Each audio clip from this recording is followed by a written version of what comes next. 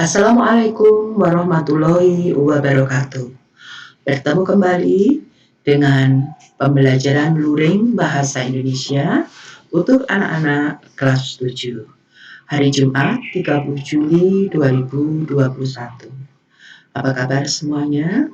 Semoga kita semua senantiasa sehat dan dalam lindungan Allah Subhanahu wa Ta'ala. Amin. Anak-anak, pada hari ini belajar tentang teks prosedur. Tujuan pembelajaran teks prosedur adalah kalian diharapkan mampu memahami pengertian, tujuan, fungsi, dan jenis teks prosedur. Kita mulai ya dengan materi pertama, yaitu tentang pengertian teks prosedur. Apa itu teks prosedur? Teks prosedur adalah teks yang berisi cara, tujuan untuk membuat atau melakukan sesuatu hal, langkah demi langkah yang tepat secara berurut sehingga menghasilkan suatu tujuan yang diinginkan. Dari pengertian teks prosedur ini, kalian harus bisa menentukan kata kuncinya. Di dalam teks prosedur, kata kunci pertama adalah teks yang berisi cara. Berisi cara. Ini kata kunci pertama. Yang kedua, kata kuncinya adalah ada tujuan di dalamnya. Tujuannya apa? Tujuannya adalah membuat atau melakukan sesuatu. Kemudian, kata kunci berikutnya adalah di dalam teks prosedur itu ada satu serangkaian kegiatan yang terlihat dengan adanya langkah demi langkah yang ada di dalamnya.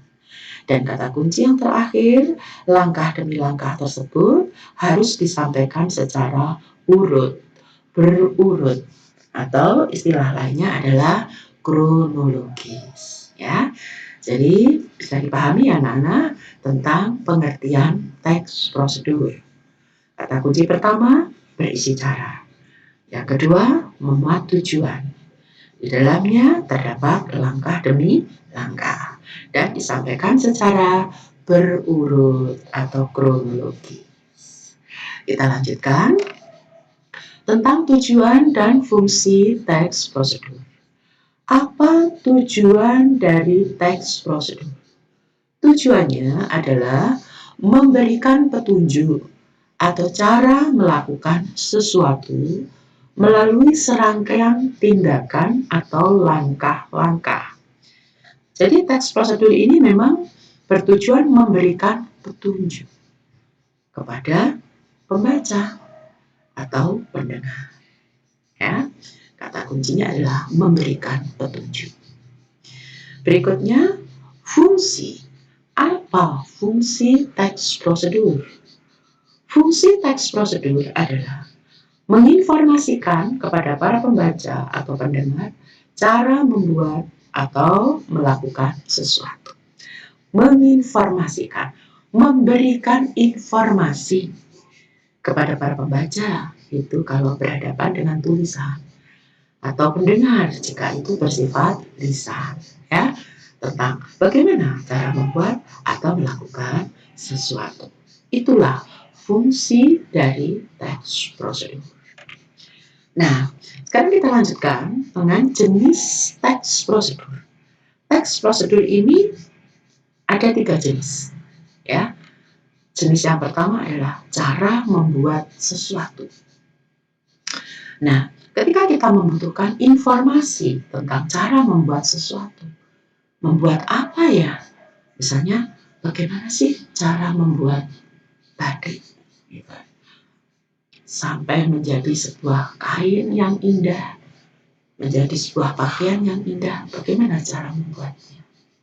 Nah, kita tentu saja berhadapan dengan jenis teks prosedur cara membuat sesuatu. Nah, ini bisa kita mendapatkan informasi ini di berbagai media, ya anak-anak ya. Bisa surat kabar, majalah, atau sekarang cukup kalau punya kuota, kita bisa buka internet. Itu saja. Mudah sekali.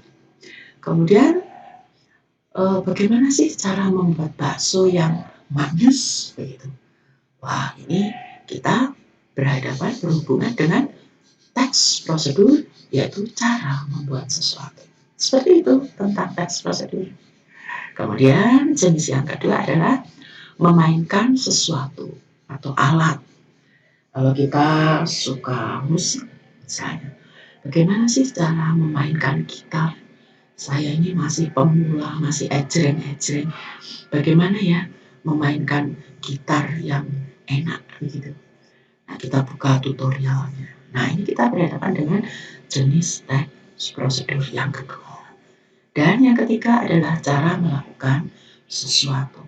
Misalnya, bagaimana sih renang gaya bebas? Gerakan tangan dan kaki yang benar itu seperti apa? Nah, ini berarti kita sedang mencari informasi tentang cara melakukan sesuatu. Nah, itulah anak-anak tentang jenis teks prosedur ini betul-betul bergantung dengan kebutuhan setiap orang. Kebutuhannya apa, keperluannya apa. Nah, pada saat itulah untuk mendapatkan informasinya kita sedang berhadapan dengan teks prosedur. Ya.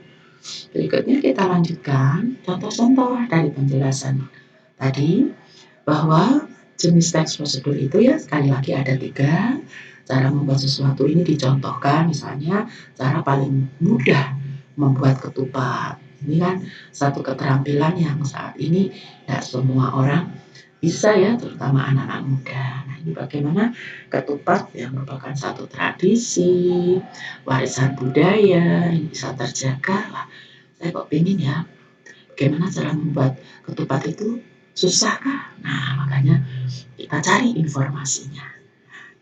Pada saat itu, sekali lagi, kita berhadapan dengan teks prosedur, ya anak-anak ya. Kemudian cara yang kedua adalah cara memainkan sesuatu alat. Tadi sudah dicontohkan. Misalnya belajar memetik gitar. Ini ada tutorialnya. Wah, ini berarti kita berhadapan dengan teks prosedur, yakni cara memainkan sesuatu. Dan gambar yang paling kanan ini adalah cara melakukan sesuatu. Misalnya servis pada permainan bola voli. Bagaimana posisi tangan, ya, bagaimana pegang bola yang benar sehingga servis itu bisa berhasil. Nah, ini kita langsung membuka teks prosedur yang terkait dengan jenis cara melakukan sesuatu. Ini contoh-contohnya. Berikutnya, ini satu contoh teks prosedur, yaitu cara membuat nasi goreng. Seperti yang disampaikan di dalam pengertian teks prosedur tadi, bahwa di dalam teks prosedur itu pasti terlihat adanya langkah demi langkah di dalamnya. Ya. Kemudian langkah demi langkah itu harus urut. Tadi kan begitu disampaikan di dalam pengertian. Nah, kalian bisa mengamati di sini ada langkah pertama, kemudian kedua, berikutnya sampai terakhir. Nah, ini salah satu contoh teks prosedur sesuai dengan pengertian yang sudah dijelaskan, maka di dalamnya berisi cara apa? Cara membuat nasi goreng, ini contohnya. Ya, tujuannya apa? Ya, memberikan petunjuk kepada pembaca, ya kan, pada pendengar. Kemudian di dalamnya terdapat langkah-langkah, dan yang terakhir, langkah-langkah ini harus berurutan, harus kronologis. Itu ya anak-anak ya. Nah, sekarang tugas pertama ini mengerjakan 5 soal. Jawablah soal-soal ini dengan baik. Apa yang dimaksud dengan teks prosedur? Tadi sudah dijelaskan. Kemudian jelaskan tujuan teks prosedur juga sudah disampaikan penjelasannya dan seterusnya. Tugas ini persis ya dengan yang di kelas daring kemarin pada saat bertemu di GC, di Google Classroom. Karena masih banyak teman-teman yang belum mengumpulkan, Bu Enda berharap tugas ini harus betul-betul diselesaikan. Jadi tugas pertama menjawab 5 pertanyaan ini. Kemudian tugas kedua, ini ada petunjuk membuat tiwul. Ada 7 kegiatan, 7 langkah ya. Dari petunjuk ini, tugas kedua yang harus kamu lakukan adalah mengerjakan soal, di mana soal ini ada 5 pertanyaan. 3 pertanyaan berupa pilihan ganda, ya, sedangkan 2 pertanyaan nomor 4 dan 5 ini berupa uraian. Bisa dipahami ya, tugas pertama dan tugas kedua kerjakan dengan sebaik-baiknya. Nah, jadi pesan Bu Enda adalah kerjakan tugas dengan sungguh-sungguh dan bertanggung jawab.